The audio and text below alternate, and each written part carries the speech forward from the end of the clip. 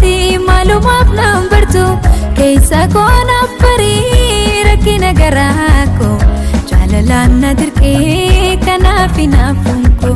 keessa koonaaf barii rakkina garaa koo jaalalaan na dirqee kanaaf hinaafuun koo aan dhoksuudhaaf yaadu maluu narratti beeka namni Anof jibbeen rakkatee malan godhaa malli maali Otoo jettu naan kan keetti waan naftaatu otoo laalu Hinaafumatu na rakkisee kan keessa koo hin amanu Mali mali amalla amma mallaa dhaamsanii ajaran Rakkadhee nan dadhabeen dhiisu yaalu si adda kana Amma bahee galuutti inni nan jeeqamaa natti hin tolu Anof bira sadamnaan